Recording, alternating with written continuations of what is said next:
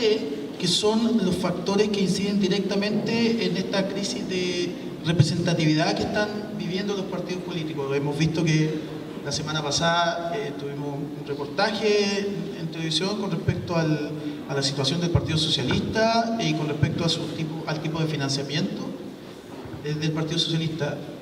Considerando los grandes gastos que tiene una campaña política, ¿cómo es posible lograr esa independencia económica sin tener un conflicto de interés? Son dos preguntas distintas. Bueno, primero, muchas gracias por la invitación a la directora de la escuela, Verónica, muchas gracias por ofrecerme tu casa, también a un profe que va a ser de periodista esta vez. Uno la paga a la larga, siempre le toca ponerse al otro lado. Y ustedes por la paciencia, además el interés de los apoderados, los profesores y los jóvenes y jovencitas que están acá para conversar. Bueno, lo primero, dar puras buenas noticias, porque el mundo está cambiando tan rápido que todas las instituciones del Estado Nacional, ¿a ustedes les gusta la historia? Bueno, ustedes saben que el mundo moderno surge el siglo XIX, el XVIII, el XIX, surge el Estado, surgen los partidos políticos, surge una nueva forma de organización del poder a través de una institución que llamamos el Estado, que no es otra cosa que la conformación de un poder sobre determinados territorios.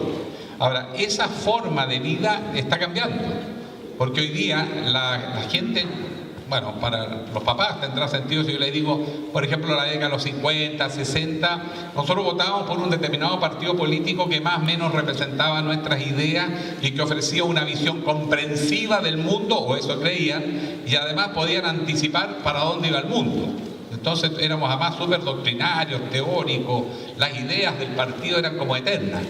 Pero la verdad que en el siglo, a fines del siglo ya XX, empieza a surgir un mundo que se llama el mundo globalizado. Y además, por lo tanto, los límites de los estados nacionales se empiezan a ver superados, porque aparecen otras organizaciones que influyen en la toma de decisiones. Yo le puedo asegurar que el Banco Mundial o el Fondo Monetario Internacional influye más que lo que puede hacer un gobierno para tomar decisiones a veces de lo que pasa en un país, como por ejemplo cuando le imponen determinadas políticas de austeridad que muchas veces producen una crisis aún mayor de lo que había. Entonces, en general, las instituciones del siglo XX se ven desafiadas hacia fines de este siglo porque emerge un poder globalizado, sobre todo el poder financiero. Lo que domina hoy día el mundo son las grandes empresas financieras. La gente que tiene poder no es la industria, no es el comercio, no es el transporte, es el que controla el negocio del dinero. Y el negocio del dinero, la verdad, nominal, es mucho más que lo que es la economía mundial de verdad, la economía real. Pero el que maneja la banca, maneja el mundo. Y sobre todo cuando son grandes empresas transnacionales. No nos perdamos en eso. Ahora, paralelamente a aquello, también en el mundo globalizado ocurren tendencias positivas. Por ejemplo, las formas de representación ya no son solo los partidos políticos, que es lo que yo trato de explicarle a mis colegas políticos. Yo vengo del mundo gremial, yo fui profesor, periodista, presidente del Colegio de Periodistas, también tuve otros cargos directivos y participé más bien en organizaciones no gubernamentales, World Vision, que trabajaba con niños vulnerables, sigue trabajando en realidad, yo me retiré cuando me dediqué a la política. Uno entiende que no solo los partidos políticos influyen en la toma de decisiones. Hoy en día, además de los partidos políticos están las Fuerzas Armadas, nadie me puede decir que no influyen, ¿no? Las empresas, si no, no se explica la ley de pesca. Digamos las cosas como son. Influye la iglesia. ¿Por qué en Chile no se habla del SIDA entre los adolescentes en Chile? Está disparado, dicho sea de paso. Y con una irresponsabilidad total no se puede hablar de temas de sexo en los colegios porque se enoja la iglesia. Y no solo la católica. Y ahí tenemos un problema. El país no puede hablar de sus problemas porque nos falta el que se opone y que se discuta. Y seguimos hablando, los sindicatos influyen, los gremios empresariales. Entonces, en realidad, los partidos no son solo los únicos actores de la toma de decisiones, que finalmente es lo que llamamos la política. La política es el espacio de lo público donde se toman las decisiones. Y los partidos son parte, son algunos de los actores del sistema de poder. Y agrega ahora algo muy positivo, que son los movimientos sociales.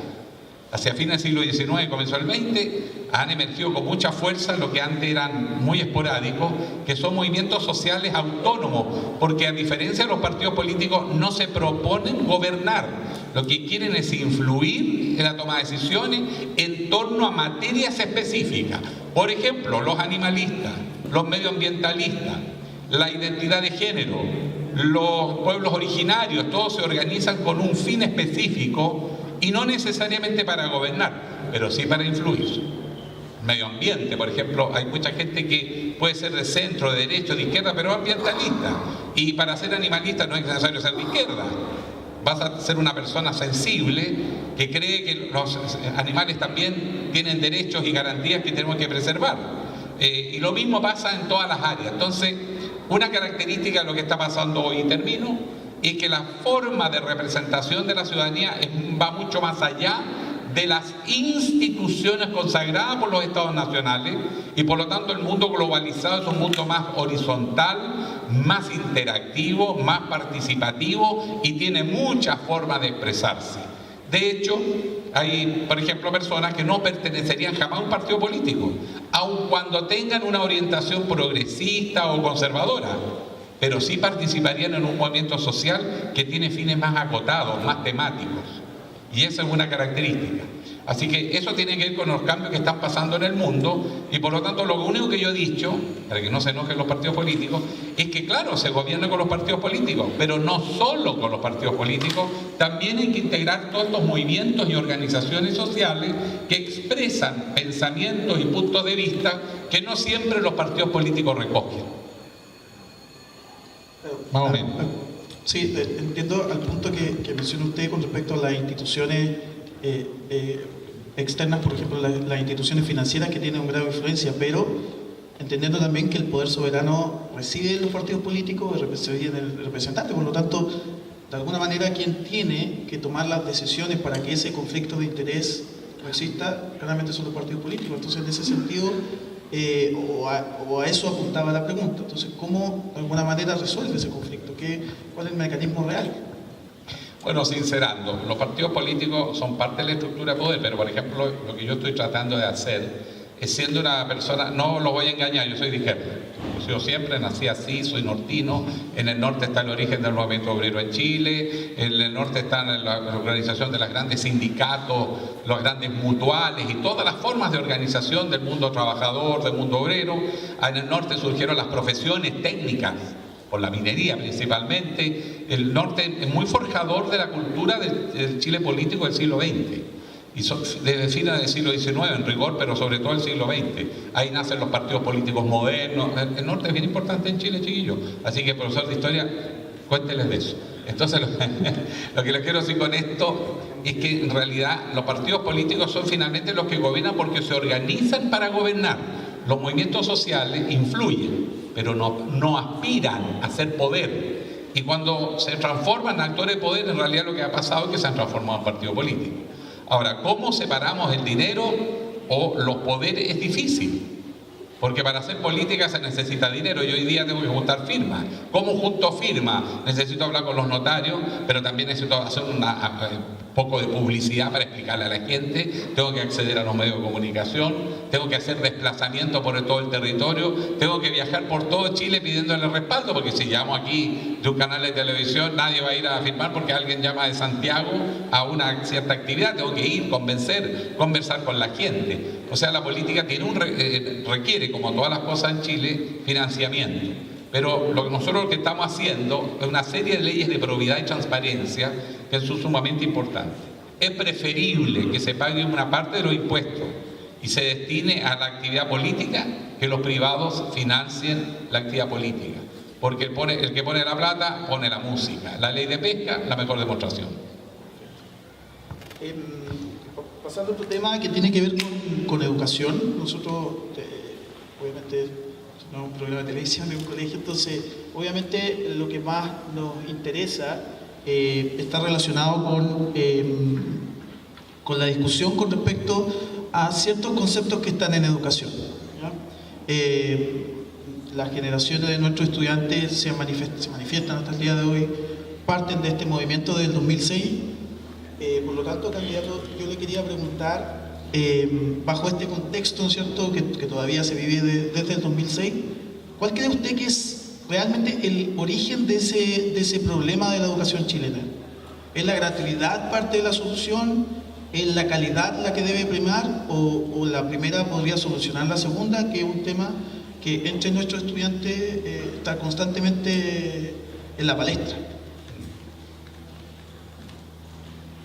Yo les voy a contar un poquito de historia. Espero que les guste la historia, pero así se entiende mejor las cosas. Yo estudié en liceo público, no el liceo emblemático, o sea, porque el Instituto Nacional fue creado por los fundadores de la República para formar los cuadros dirigentes del país. No, yo estudié en Santiago 3 años, Liceo 14, Comuna del Bosque, que es lo más popular que hay. Y también estudié en el Liceo de Hombres de Antofagasta, que también era el colegio donde iba la gente de capa media y sectores más populares. No era el San Luis o el San José, que son más de élite. ¿Y qué quiero decirle con esto? En el colegio público convivía el Chile diverso. Al liceo llegaba el hijo del obrero, llegaba el hijo del profesional, el hijo del pequeño empresario, éramos compañeros, éramos amigos y las diferencias sociales no importaban. Éramos compañeros, éramos amigos. Y con muchos de ellos yo me visitaba, de repente yo vivía en esa época en la comuna de La Cisterna. La Cisterna era como barrio medio, San Miguel era como el barrio de los pituquines del sector, y si tú ibas al Bosque, hoy, que era parte de La Cisterna, era un barrio muy popular. Pero en el liceo llegábamos toda esa diversidad y era normal que uno fuera al colegio, un compañero, a una casa, acompañándolo, y esa diversidad nos parecía normal. Y el compañero no valía ni más ni menos porque era pobre o porque la situación de su familia era un poco más acomodada. Rico en el colegio no había nadie, en todo caso. Pero ese Chile diverso permitía una integración social, que es lo que nos empezó a pasar en Chile, que cuando la educación se mercantiliza, se segmenta por grupo económico. Entonces hay colegios para cabros proletas, para cabros más o menos no tan proletas, clase media baja, media alta, conservadora, y Chile se fue fragmentando horrorosamente y se han roto las lealtades entre un grupo social y otro. Entonces eso explica el enojo de los jóvenes que les toca lo peor, los que están en los colegios más marginados, que tienen menos acceso a la educación, a la cultura, cuyos padres vienen de un mundo más popular. Ellos se sienten golpeados todos los días, segmentados, segregados y antagónicos. ¿Por qué un muchacho que vive en la mayor de las precariedades va a sentir lealtad por las instituciones del Estado cuando se siente humillado todos los días? Entonces lo que nosotros tenemos que recuperar es el verdadero sentido de la educación, que es crear un sentimiento común, compartido, más allá de diferencias materiales. Esa es la primera obligación que nosotros tenemos. Y lo segundo es no confundir la escuela con el mundo adulto. La escuela básica o el liceo no tiene que ser orientado por criterios de mundo adulto. El colegio y el liceo tienen que responder a la cultura del adolescente, del joven o del niño. El colegio es para que el niño vaya y desarrolle todas sus capacidades.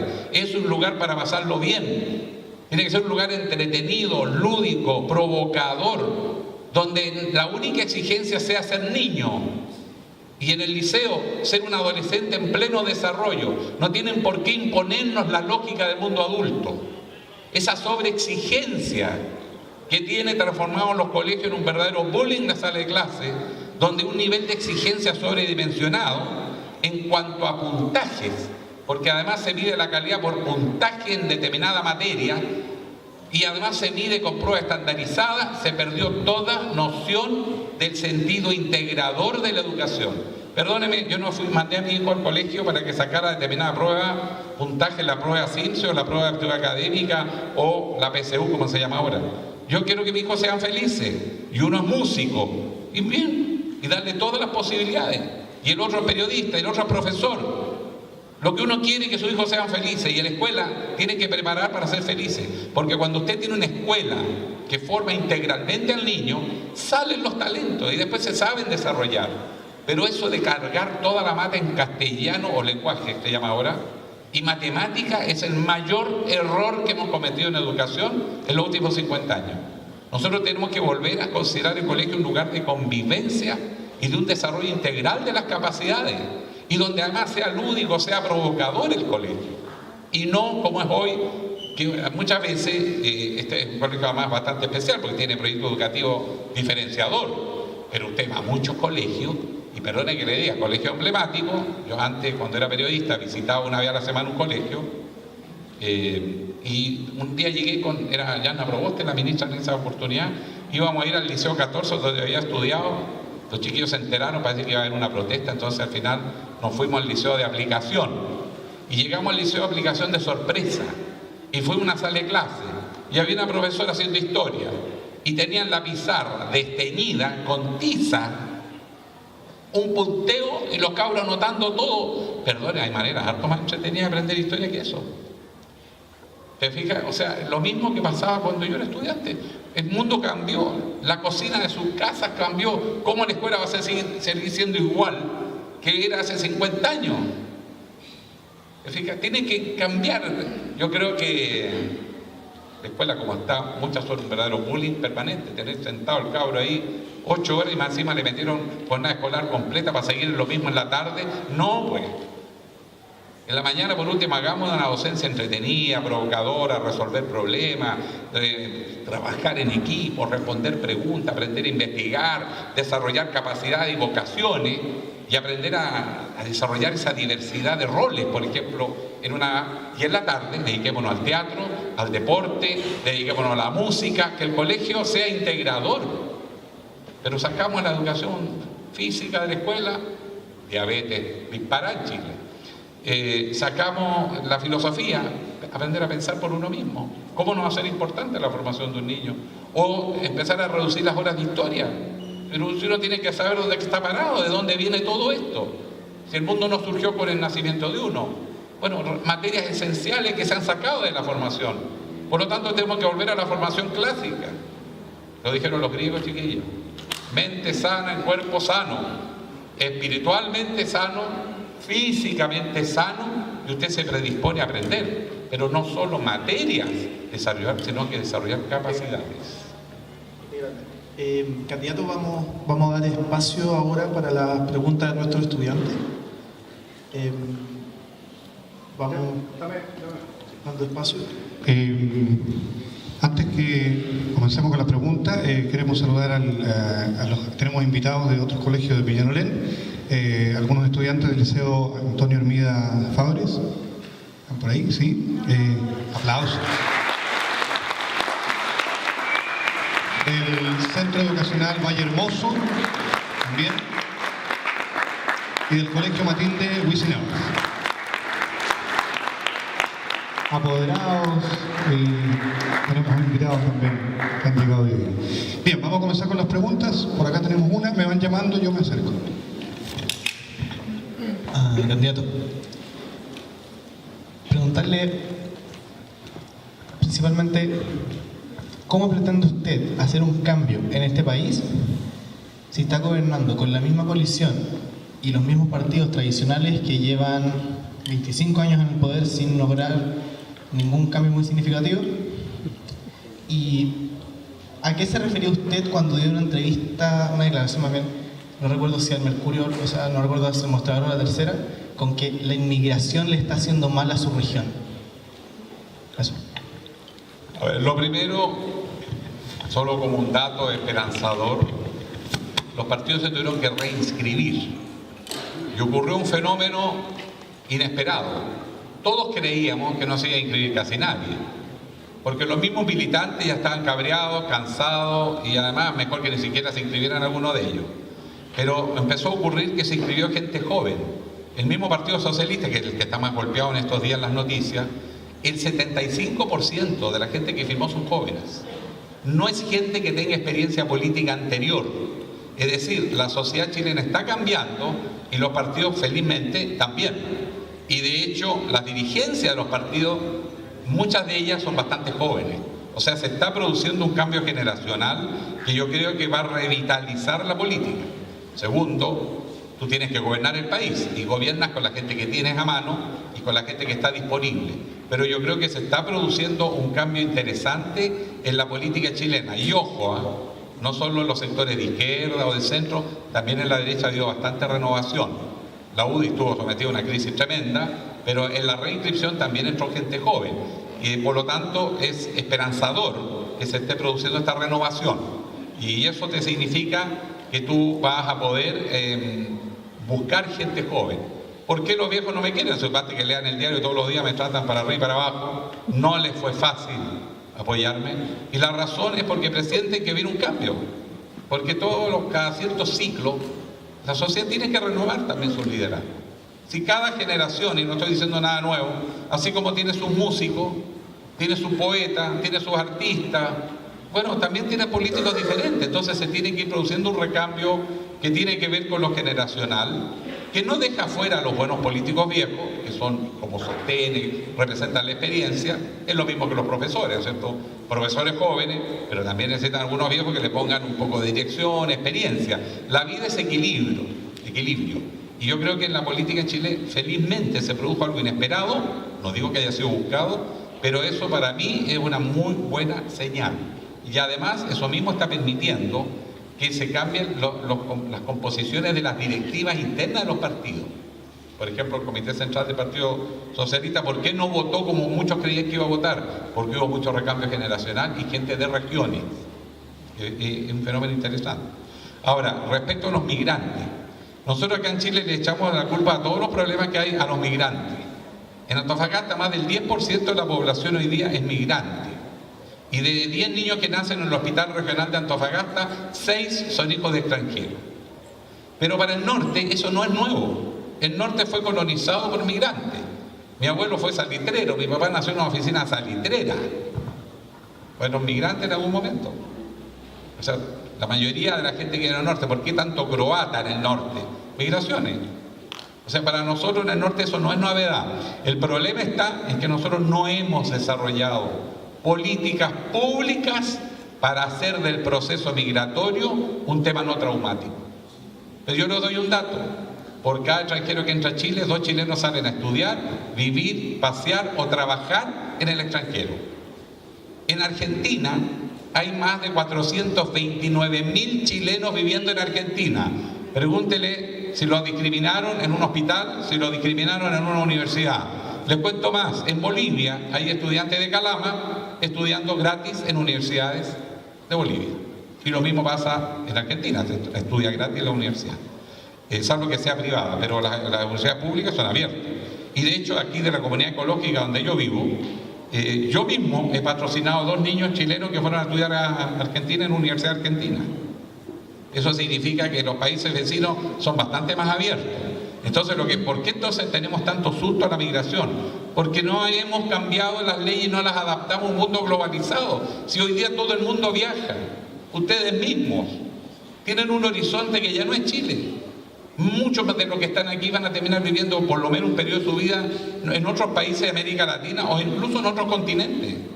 Y eso es bueno para Chile. Ojalá muchos salgan a estudiar a otros países para adquirir otras experiencias y conocimientos.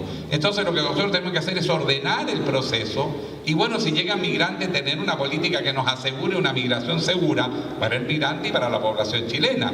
Pero tenemos que ser capaces de solucionar los problemas que las migraciones generan. Y eso lo tenemos que hacer todos. Hay, de hecho, hoy día, criterios entre los distintos países de cómo asegurar los procesos migratorios y aún más, esos procesos migratorios son de reciprocidad. Si nosotros empezáramos hipotéticamente a no dejar entrar a los argentinos, ¿y qué hacemos con los 429.000 chilenos que viven allá? O con los chilenos que están saliendo a estudiar a otros países. De pronto hemos tenido problemas con chilenos que llegan a España. Y bueno, nosotros lo hemos llamado acá al embajador, oiga, bueno, y los españoles que llegan a Chile, y la inversión española que llegan a Chile, ¿por qué bloquean a los chilenos? ¿O por qué trataron mal a unos chilenos eventualmente, porque hubo un tiempo que le dio a los españoles con esto de los sudacas? ¿Por qué tratan así a los sudamericanos y en particular a los chilenos? Y esos temas se tienen que resolver. Pero el mundo que viene es un mundo que no solo viajan las mercaderías, los productos, también viaja la gente y la gente vive en distintos lugares del mundo. Eso es propio del mundo globalizado. Pero sí hay que tener seguridad mínima. Eso no tiene nada que ver hacer un buen proceso migratorio. ¿Está prendido? Sí. Hola, buenos días. Hola, buenos días. Quería preguntarle, ¿qué le parece a usted la declaración de Beatriz Sánchez cuando dice que cualquiera puede ser presidente? Y junto con eso, ¿qué cree usted del Frente Amplio como movimiento político? ¿Cómo lo ve usted? Bueno, en la medida que estamos en la política cambia, van surgiendo nuevos movimientos y nuevos liderazgos. Y que yo, siendo periodista, sea candidato, también está dando una señal de que la sociedad chilena está buscando liderazgos más allá de los partidos. Por esa razón, yo muchas veces he dicho que yo reconozco el rol de los partidos, pero la política no se agota en los partidos, y la gente que viene de otras actividades tiene también un aporte que hacer. Por lo tanto, yo veo todo eso positivo. Es parte del normal recambio, no tiene drama. Y además, con la Beatriz Sánchez no solo trabajamos juntos desde el año 99, cuando ella llegó de Concepción, llegó a trabajar a la radio chilena y la conocí, trabajamos muchas veces en radio y televisión, somos buenos amigos. Hora 20 trabajamos. ¿Ah? Hora 20, ese es el programa. Además hicimos Hora 20 en televisión, pero trabajamos mucho en la ADN, en radio, y antes trabajamos en radio chilena. O sea, hay una larga trayectoria, y yo creo que es muy bueno que la gente se integre, y no solo los que militan en partidos, la juventud, por ejemplo, participar de movimientos sociales. Yo creo que hay que participar en la vida del país, y no hay que tenerle miedo a que surjan nuevos movimientos, nuevas expresiones políticas, porque eso es parte del país que está cambiando. Así que yo considero que todo eso es positivo.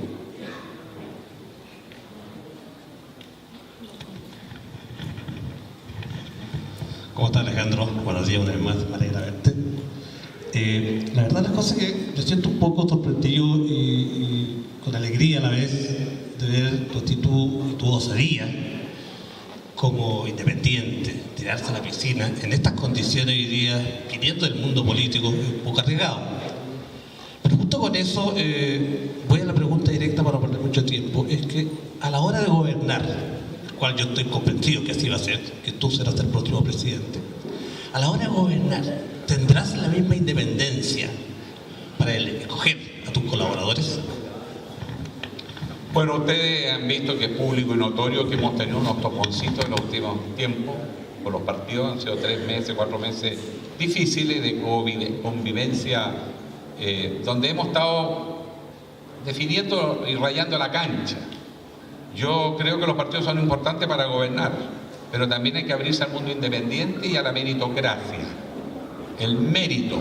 Yo presenté un proyecto de una pequeña indicación a la ley sobre condiciones para postular a cargos públicos, por ejemplo, y ustedes sabían que los dirigentes vecinales, los dirigentes sindicales, los cores y los concejales no pueden postular a cargo de representación popular en el Parlamento, o sea, ser diputados o senadores. Y a mí me parece que eso es absurdo y propuse eliminarlo y presenté una indicación. Me aguantaron los de cores y concejales, pero a los dirigentes sindicales y a los dirigentes sociales no quisieron aprobar las indicaciones que presenté. Ahora, ¿por qué presenté esa indicación? Porque yo noto que como la sociedad civil está mucho más movilizada que antes, muchos liderazgos van a surgir de la sociedad civil, y eso es necesario acogerlo. O sea, tenemos que asumir que en el futuro no solo el que quiera dedicarse a la política, no solo puede entrar a un partido político, también puede participar en una organización no gubernamental o en un movimiento social o en la misma organización sindical, y que tengan la posibilidad de entrar a la política, porque eso hace más diversa la representación de la sociedad. ¿Cuántos chilenos no pertenecen a partidos? La inmensa mayoría, pero tienen un aporte que hacer a la sociedad. La misma Bea no es militante de partido y nadie pues niega que ella puede ser un aporte. En consecuencia, no estoy diciendo nada contra los partidos, solo estoy diciendo que la participación no tiene por qué limitarse a los partidos políticos y hay que abrirlo. Y a la medida que se abren, se van a relegitimar. Y además también he dicho, tienen que ir a la base social. Por ejemplo, los programas de gobierno los hacen equipos técnicos. No.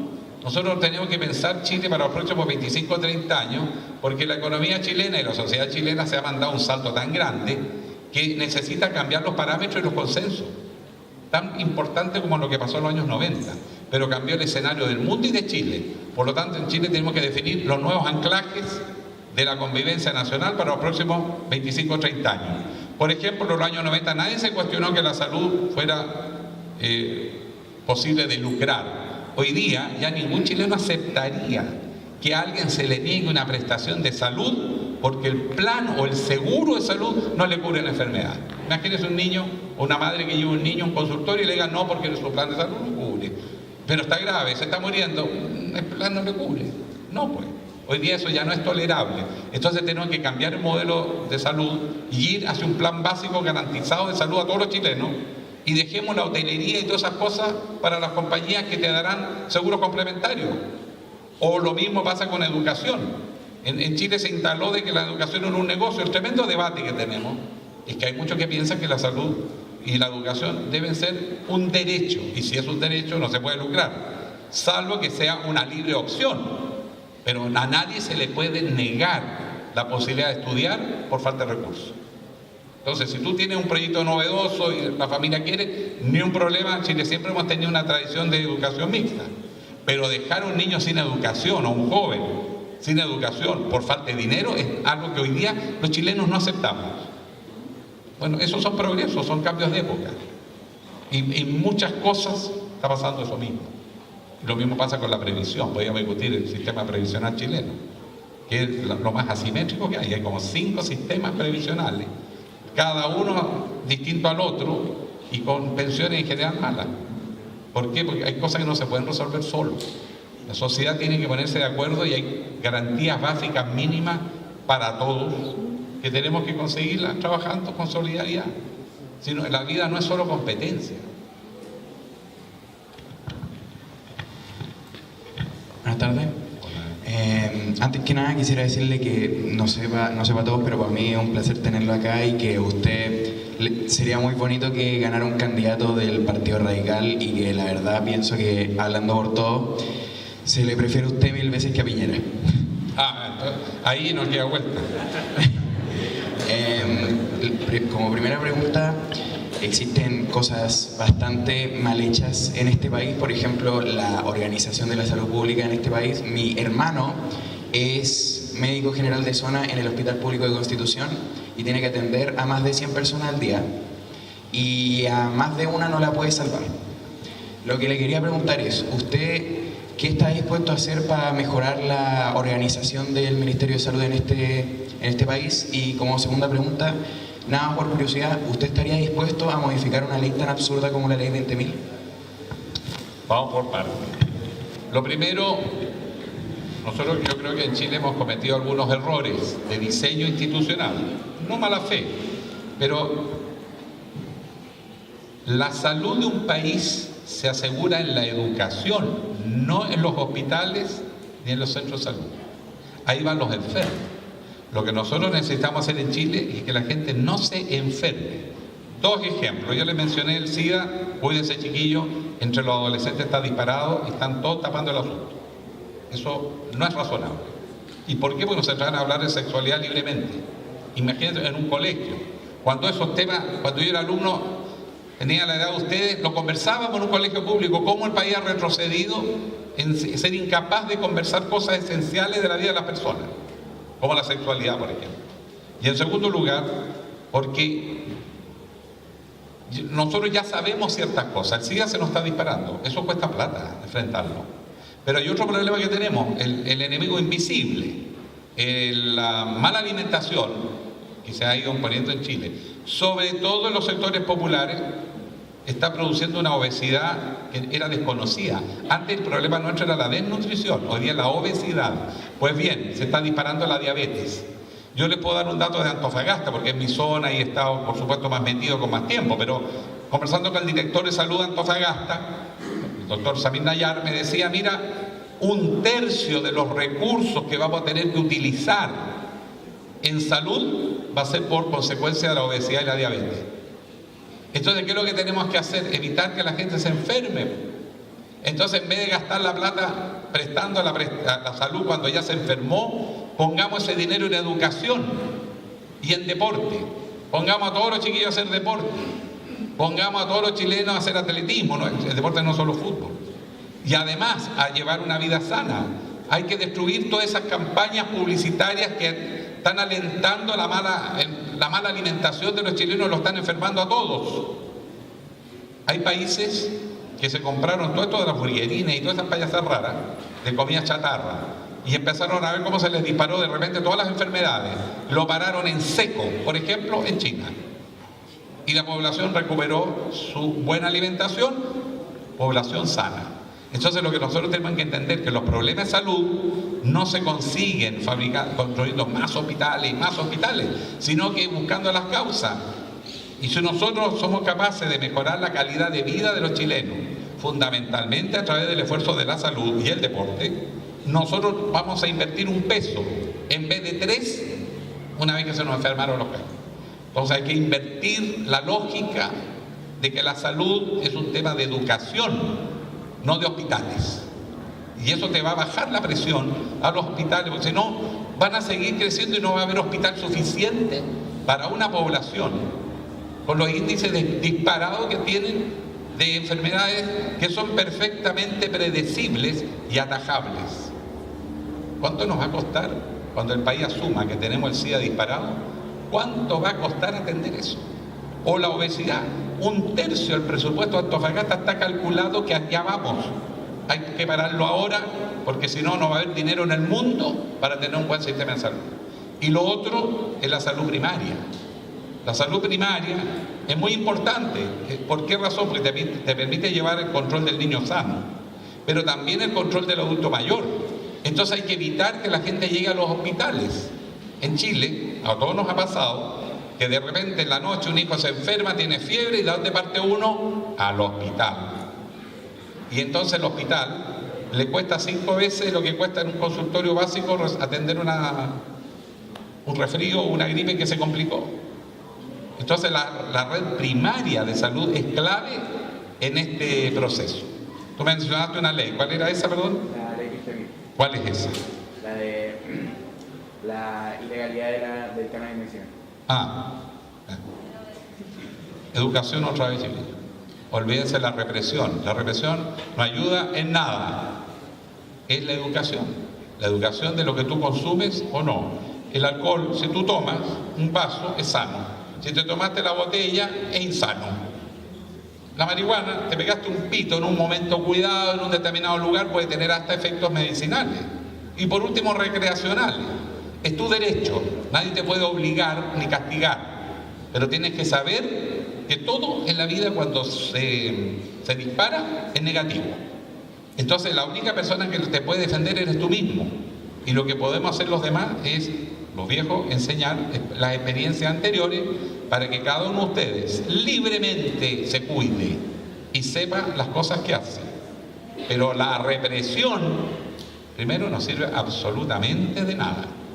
Y tenemos a los carabineros, como me ha tocado verlo en la Plaza Ñuñoa, persiguiendo Lolo que se estaba pichicateando, y los narcotraficantes muertos de la risa porque ellos se mandan cambiar y se acabó el problema. Desvía la atención de donde hay que poner el acento, que además es a las mafias y al crimen organizado. Sí. Súper acotadas las preguntas porque estamos súper escasos de tiempo. Gracias. Hola, buenas tardes. La verdad me considero súper ignorante en cuanto a los caminos que quiere tomar su candidatura, pero abordando el tema de la salud, quería saber si tenían pensado, por decirlo, de alguna manera algo apoyando la salud mental de los chilenos, ya que los suicidios es algo que se ve muy aumentado en el país, el mayor de la región y de todo el mundo, y la mayor causa de inasistencia a los trabajos, a la economía chilena. Sí, eso, Mira, los temas de salud, lo mismo que les decía recién, no son temas del servicio de salud, son temas de la educación y de los espacios de libertad. ¿Por qué un joven se puede deprimir? Porque está sometido a presiones que no corresponden a su edad.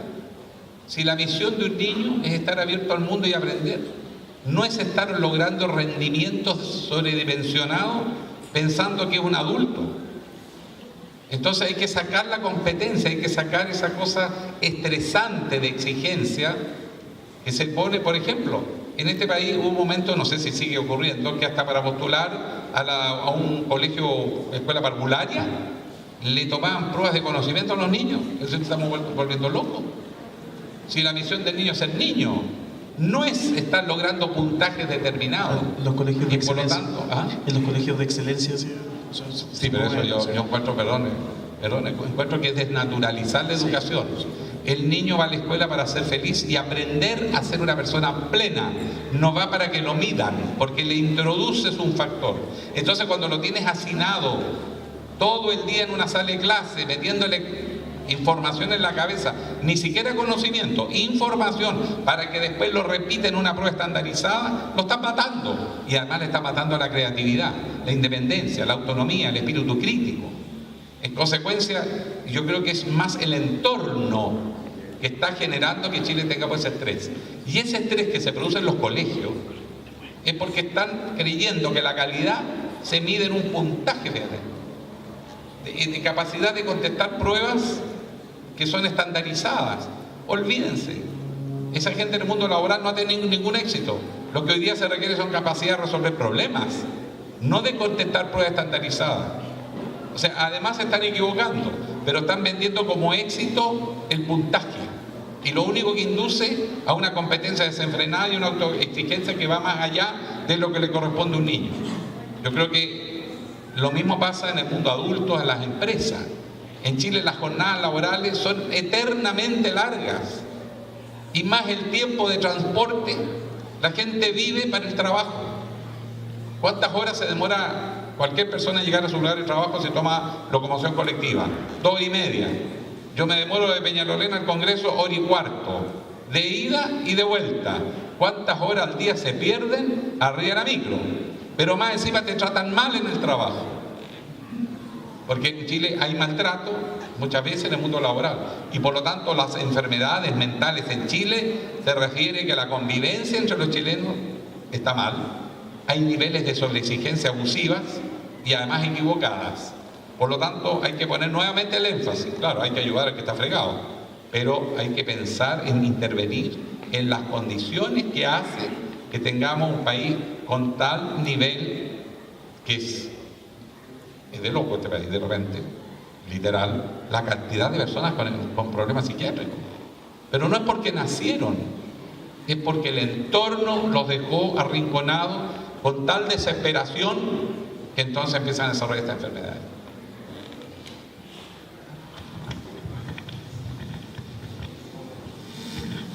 Hola, quería preguntar sobre...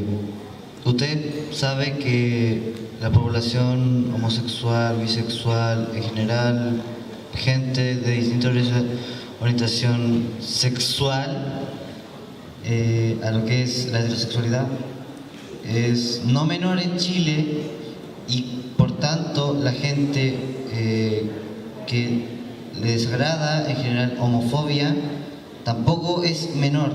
Y también me refiero no solo con homofobia, sino en general personas distintas a lo que ellas piensan y discriminación.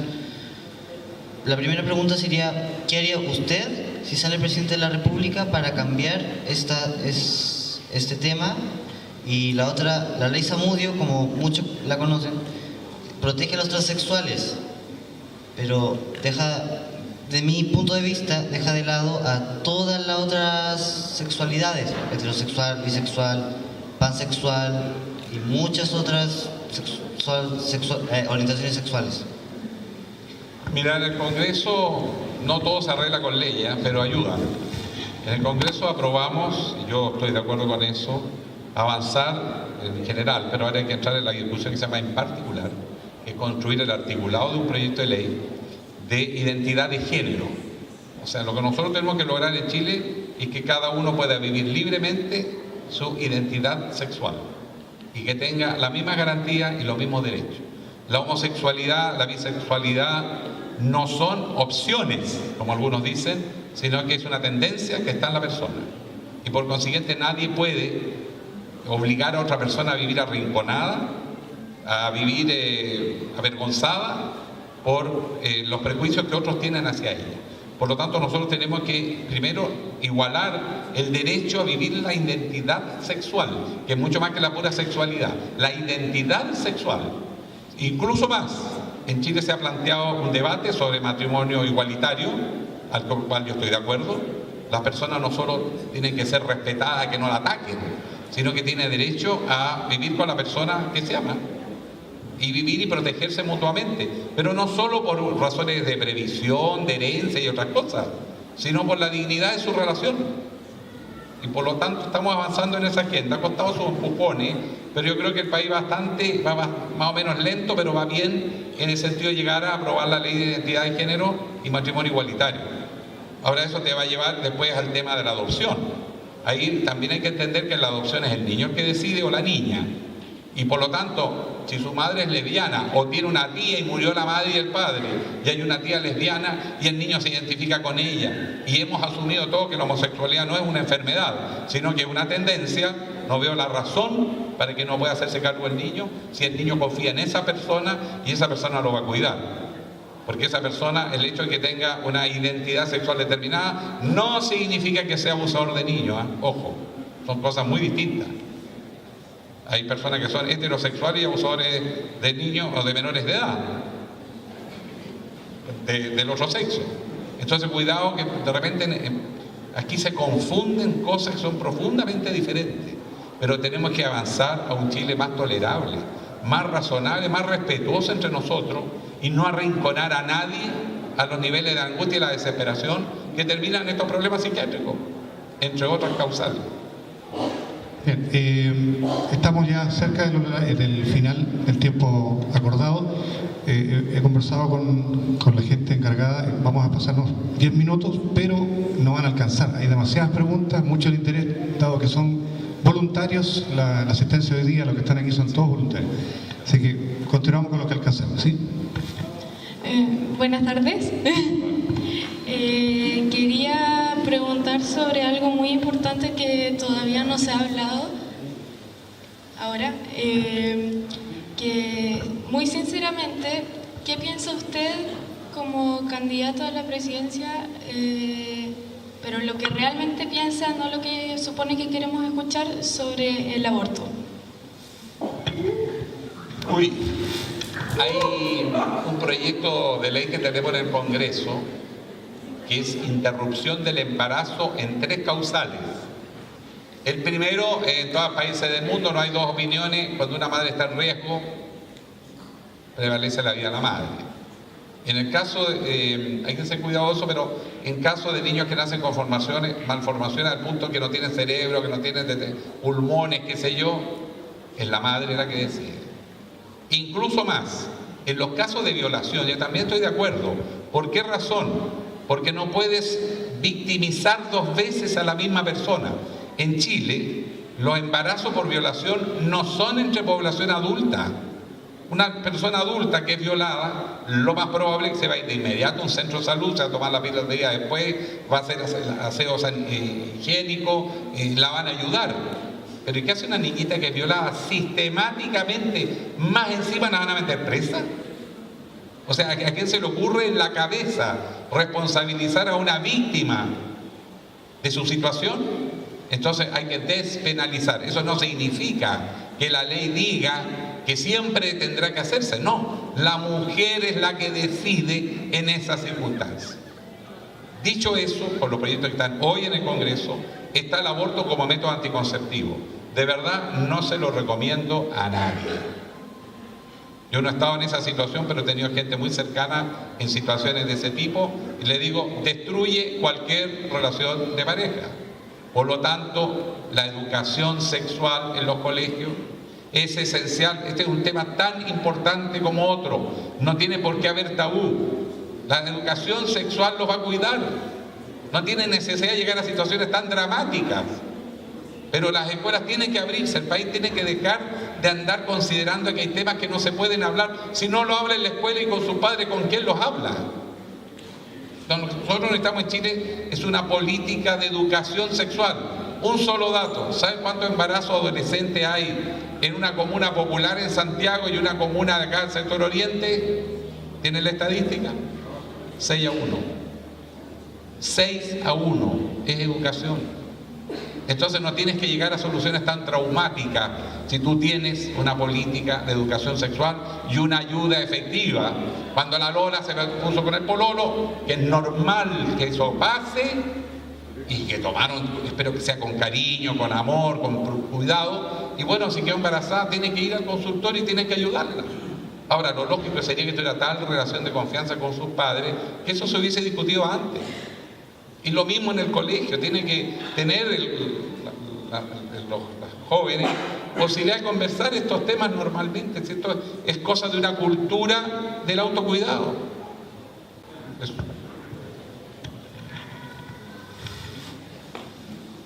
Buenas tardes. Por el lado económico, ¿cuáles son sus planes como para reactivar la economía en Chile y al mismo tiempo mantener un control sobre las empresas extranjeras que, como experiencia cercana, veo que tienen como haciendo muchas veces bajo a la mala regulación, sí, de parte del gobierno a sus prácticas? ¿Cuál es su plan para mantener todo eso bajo control?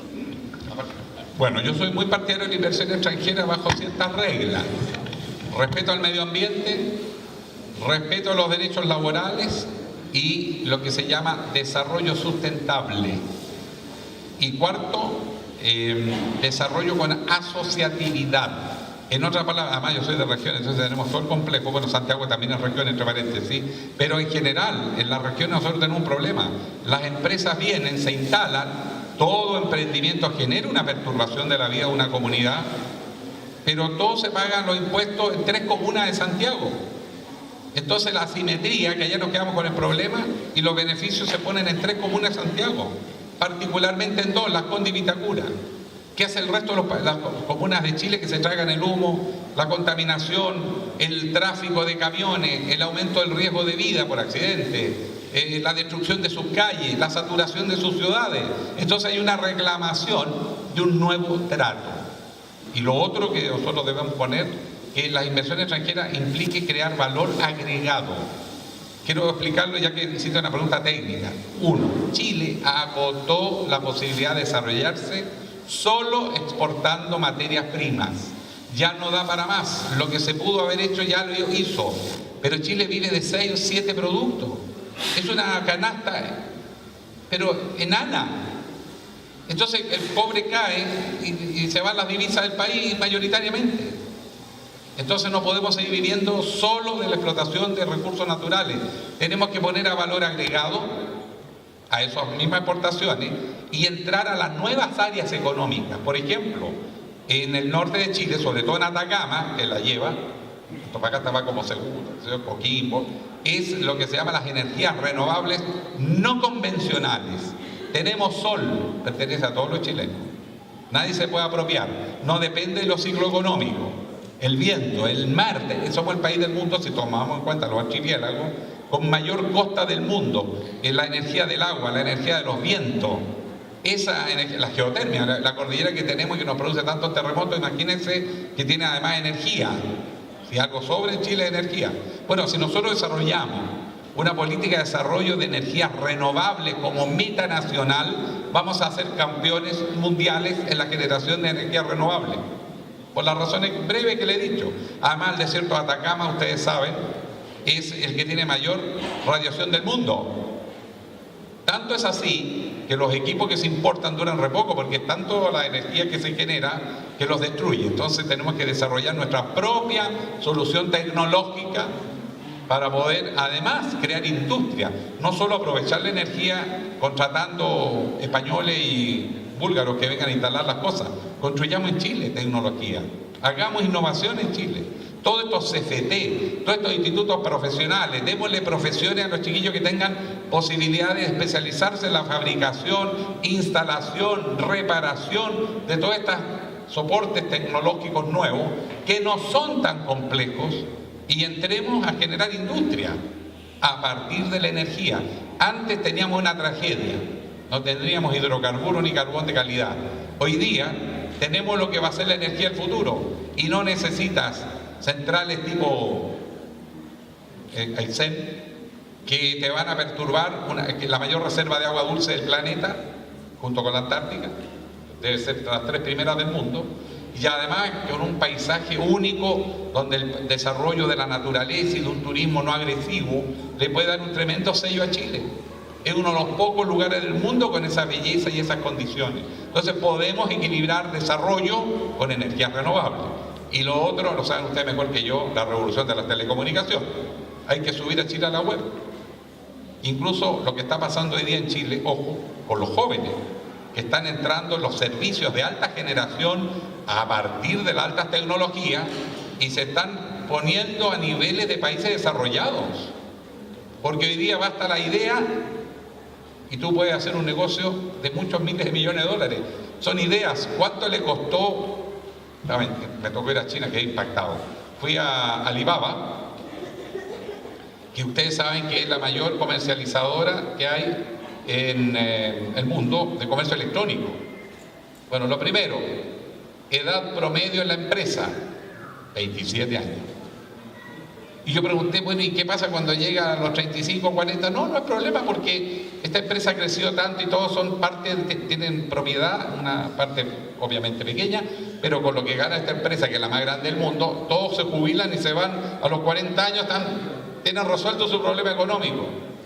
Y eso es pura creatividad, pura creatividad. El manejo de la información en sí mismo se está transformando en el gran negocio del mundo que viene. Y le voy a dar un ejemplo práctico para los que somos más viejos.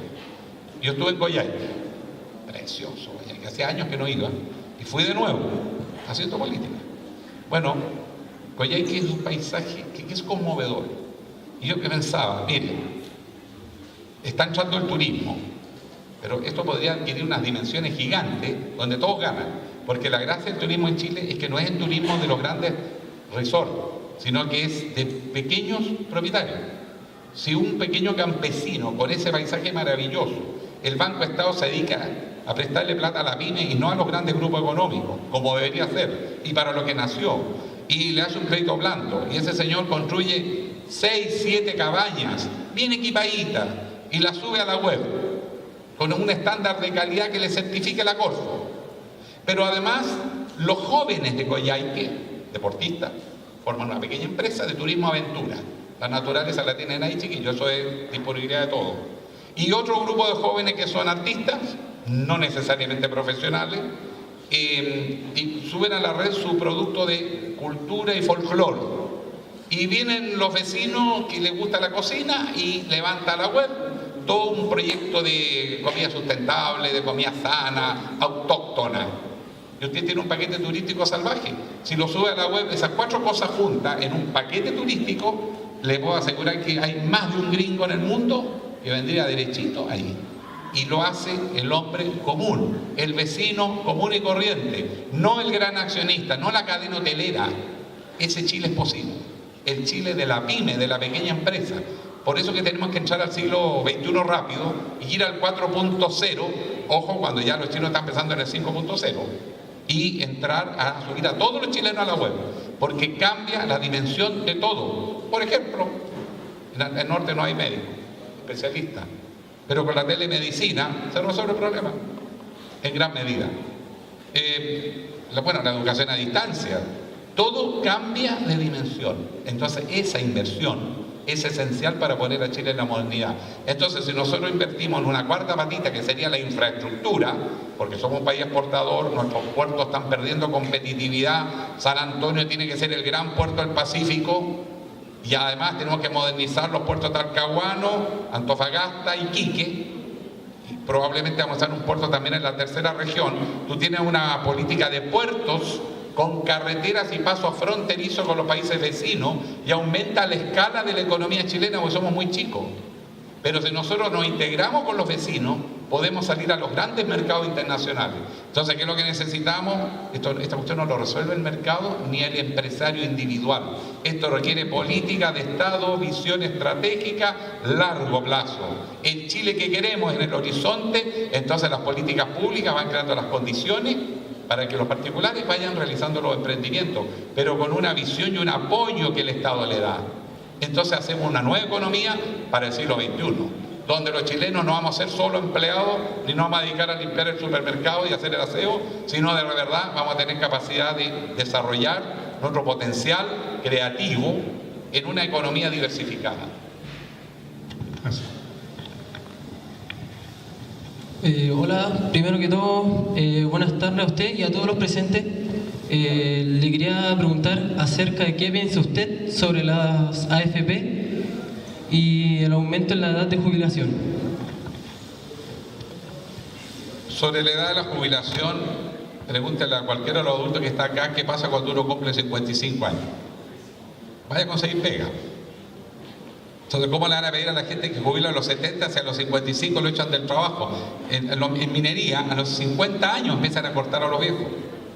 Además están reventados porque la minería es una actividad muy desgastante. Imagínense que llegue a los 55 ya gran cosa.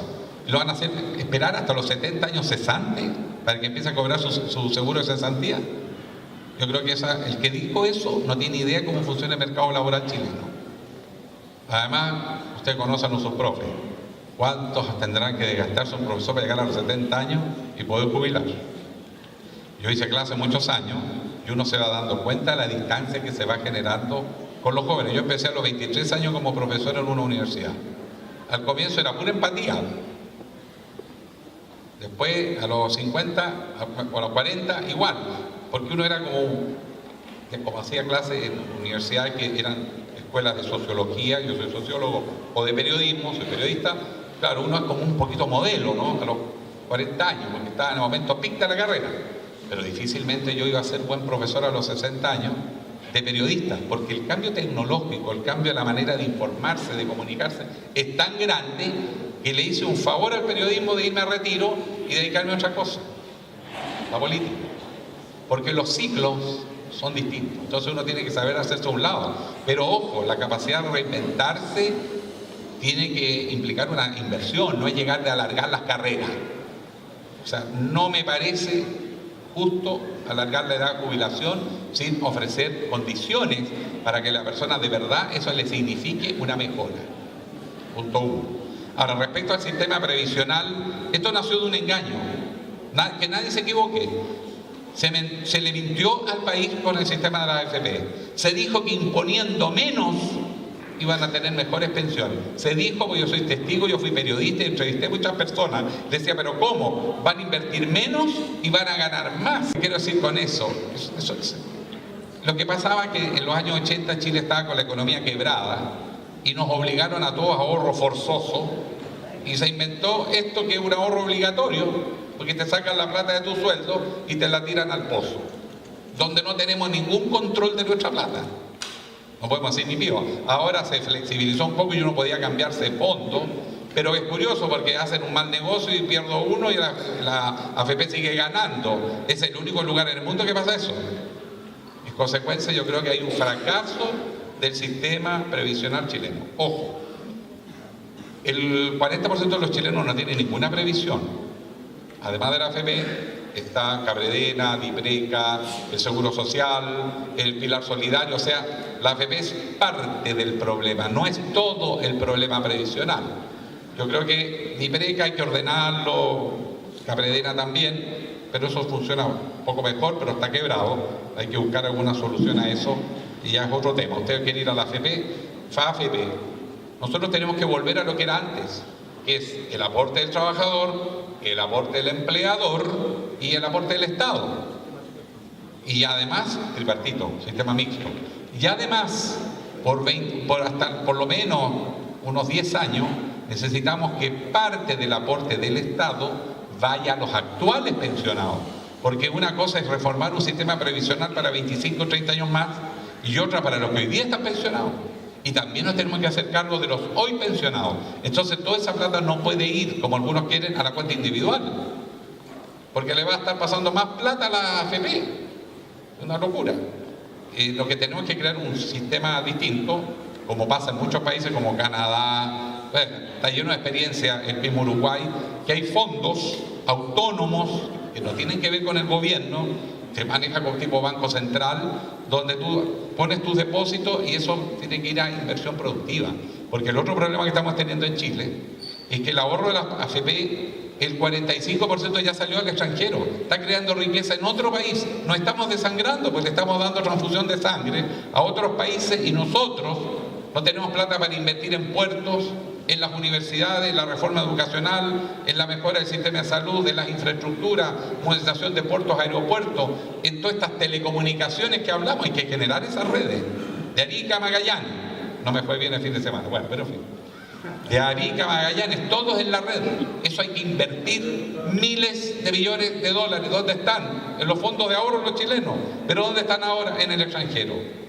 En circunstancias que hay proyectos rentables en Chile. Entonces necesitamos replantear globalmente el tema previsional. Queremos agradecer el interés de todos los estudiantes que están con muchas preguntas, pero no hay más tiempo. Chiquillos, chiquillas. Primero que todo, Alejandro, darte las gracias por la naturalidad de tu discurso. Creo que es algo que se agradece en un mundo donde todo tiene un doblaje técnico medio complejo, sobre todo en las comunicaciones. Agradezco que hayas puesto tu pasado sencillo. Yo también me eduqué en una escuela pública y trabajo con una clase media extraordinaria como son mis estudiantes, pero este proyecto es un proyecto político y es un proyecto político educacional porque es un proyecto que cree en la inclusión como el único modo de entender la vida. Por lo tanto, para que tú sepas, Alejandro, en este colegio hay niños con necesidades educativas para el mundo de afuera, para nosotros gente con otras posibilidades. Hay niños con cuadros y estudiantes con cuadros psiquiátricos importantes, hay cabros extraordinarios en la norma. Este es el mundo real, nuestro colegio es el mundo real y yo como directora de este colegio te quiero invitar a soñar en educación, porque esto se puede. Nosotros, para darte una información a ti y también a mis estudiantes, presentamos este proyecto desde el financiamiento económico hasta todo a la comuna de Peñalolén, porque este proyecto es sustentable, es un tema de voluntad, de amor y de cariño por la humanidad y la dignidad de los sujetos.